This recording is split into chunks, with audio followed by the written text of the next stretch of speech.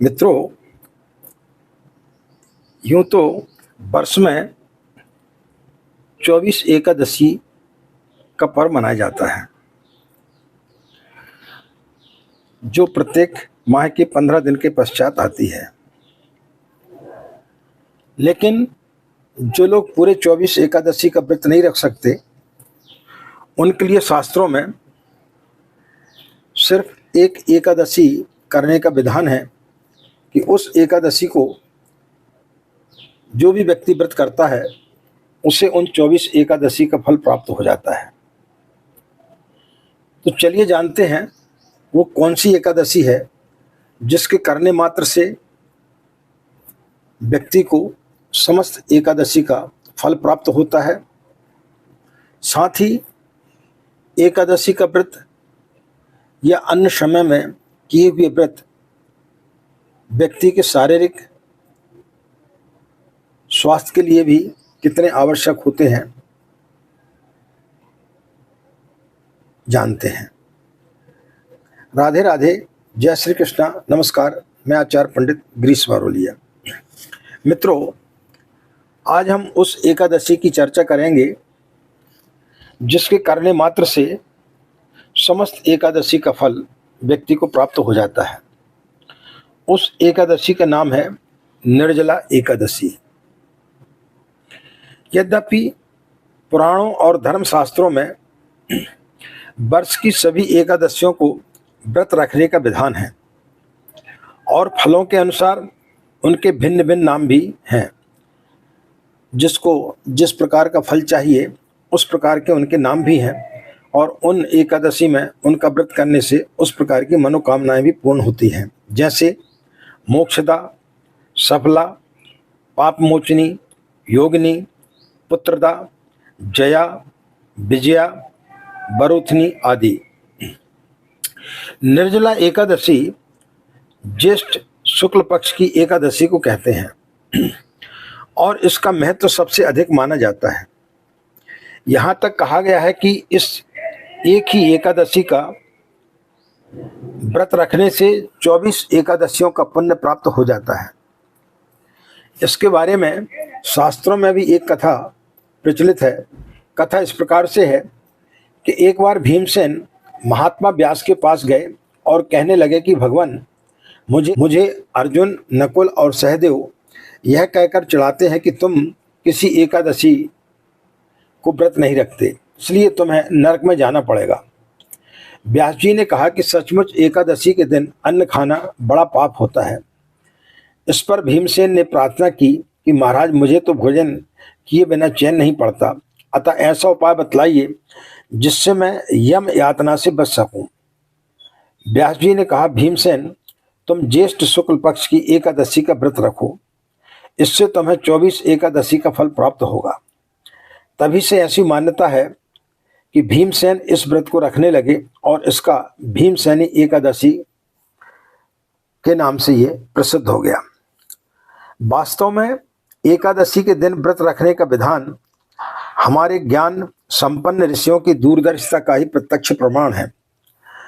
घर गृहस्थों में मनुष्य प्राय जिस प्रकार खाते पीते हैं, उसमें आहार शास्त्र की दृष्टि से अनेक त्रुटियां रह जाती हैं। किसी किसी दिन स्वादवश अधिक खा लेते हैं।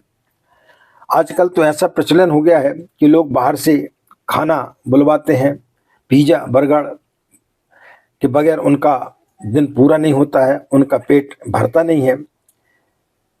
ऐसी स्थिति में उनका पाचन तंत्र अपेक्षाकृत कठिन होता है।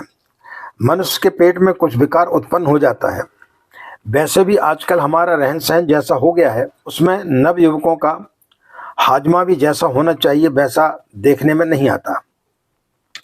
कई लोग सर्विस करते हैं, सर्विस करने के बाद आते हैं पति पत्नी दोनों, इतने थक जाते हैं इसलिए बाहर से खाना बुला करके खाते हैं, जिससे उनकी पाचन तंत्र बहुत ज़्यादा गड़बड़ हो जाता है और धीरे धीरे कई दिन में आहार, पाचन तंत्र अथवा आमाशय का भार बढ़ जाता है।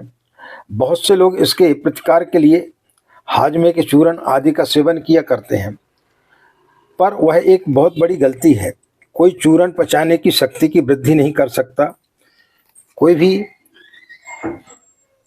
मेडिसिन इसके लिए लाभदायक सिद्ध नहीं हो सकती। उससे दस्त होकर हमारे पेट का भार कम हो सकता है, पर उसका प्रभाव हमारी पाचन शक्ति पर बुरा ही पड़ता है और वह पहले से कमज़ोर हो जाती है। इसलिए पेट के भार को ठीक करने का सबसे उत्तम उपाय यही है कि हम बीच बीच में किसी नियत दिन उपवास रखें।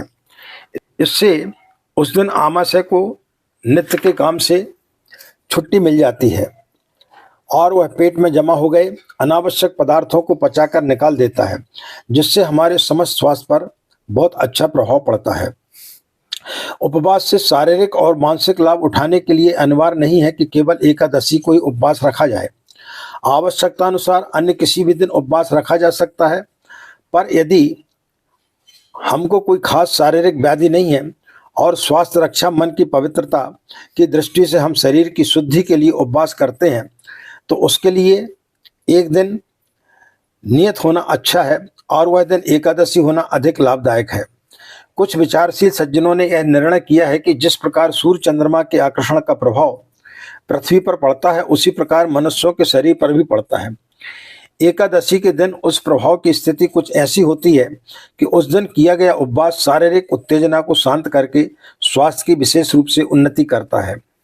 कुछ भी हो, उपवास मनुष्य के स्वास्थ्य रक्षा के लिए आवश्यक है और हर तरह के रोगों को दूर करने का सबसे विश्वस्त, निश्चित और बिना खर्च का इलाज है। पश्चिमी वैज्ञानिकों ने भी गत 50 वर्षों में उपवास के महत्व पर बहुत से प्रयोग किए हैं और अब उन्होंने उपवास चिकित्सा के नाम से एक स्वतंत्र चिकित्सा प्रणाली को भी जन्म दे दिया है, जिसके अनुसार अनेक स्थानों पर गंभीर रोगों का इलाज सफलतापूर्वक किया जाता है। ऐसी दशा में यदि हम अपने शास्त्रों के वचनों के अनुसार प्रति 15वें दिन विश्वास और श्रद्धा पूर्वक एकादशी का व्रत करें, उस दिन जब संयम स्वाध्याय द्वारा मन को भी पवित्र रखें, तो उससे हमारे जीवन में हमारे शरीर को अप्रत्याशित रूप से लाभ होगा। इसमें किसी प्रकार का कोई भी संदेह नहीं है। आप सप्ताह में एक बार भी किसी भी दिन उपवास रख सकते हैं या पूरी 24 एकादशी को भी व्रत रख सकते हैं। जो कुछ भी नहीं कर पाते उन्हें इस निर्जला एकादशी का व्रत अवश्य करना चाहिए। शास्त्रों में इसका लाभ बहुत ही ज़्यादा बताया गया है, तो जो लोग उपवास के इच्छुक हैं उन्हें निश्चित रूप से इस एकादशी का उपवास करना चाहिए। आज की बात समाप्त। हमें आज्ञा दें। नमस्कार। ओम शांति।